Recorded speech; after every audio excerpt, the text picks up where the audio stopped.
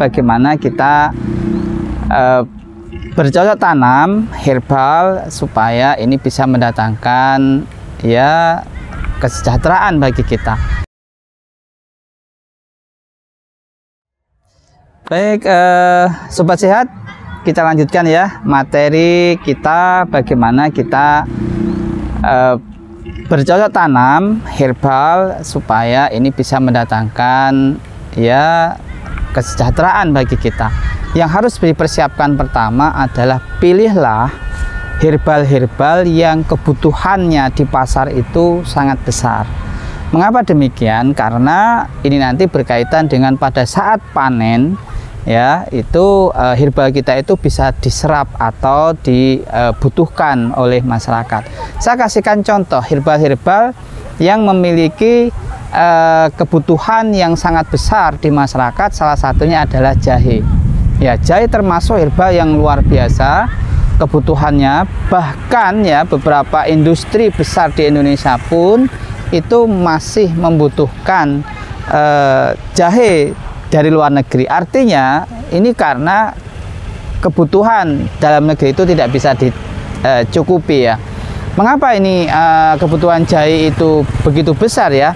Ya karena memang jahe itu banyak manfaat gitu ya, banyak dibutuhkan. Salah satunya misalkan kita bisa menggunakan jahe kaitan dengan obat-obat, misalkan pegelinu ya, atau misalkan untuk komposisi obat batuk gitu. Itu jahe sangat bermanfaat ya.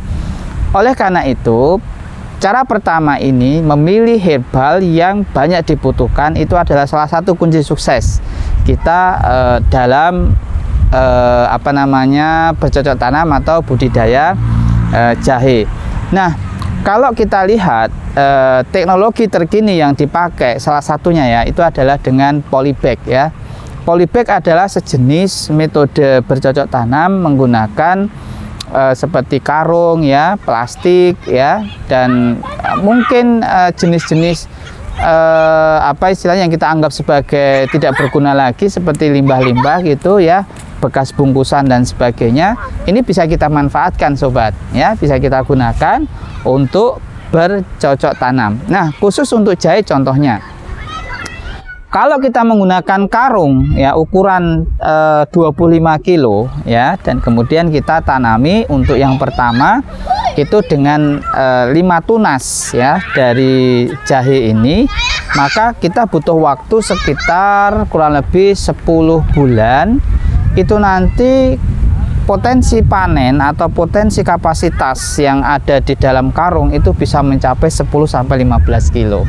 Bisa dibayangkan kan, sangat efektif ya kalau kita misalkan bercocok tanam. Beda dengan kalau kita mencari jahe liar, karena banyak memang di daerah seperti Caruban ya, Caruban Jawa Timur itu kita bisa masuk ke hutan Caruban dan mengambil jahe, tetapi itu konteksnya adalah jahe liar. Beda dengan jahe yang kita budidayakan dalam bentuk polybag, sehingga kita bisa mengkondisikan ya hasilnya dan seterusnya, termasuk teknik-teknik budidayanya harus kita kuasai.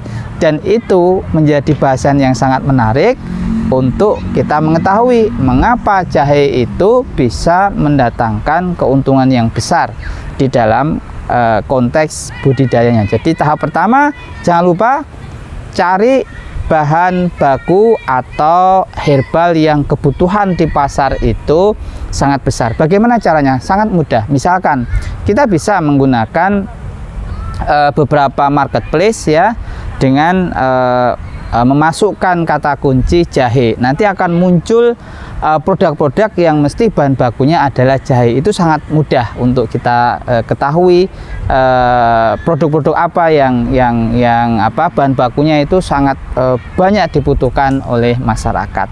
Bisa juga kita dengan melakukan survei kecil-kecilan ya di pasar misalkan, untuk melihat kebutuhan jahe di kalangan masyarakat itu, sehingga kita bisa memberikan suplai dari bahan baku itu ketika nanti apa yang kita tanam ini adalah sesuatu yang dibutuhkan, sehingga ini untuk mengeliminasi atau mengurangi faktor kerugian. Nah, ada nanti tahapan sesi berikutnya yang harus diketahui oleh Sobat Sehat. supaya jahe yang kita budidayakan itu menghasilkan zat aktif ya, zat aktif yang optimal. Maka jangan kemana-mana, ikuti terus bersama saya Gintoko. Assalamualaikum warahmatullahi wabarakatuh.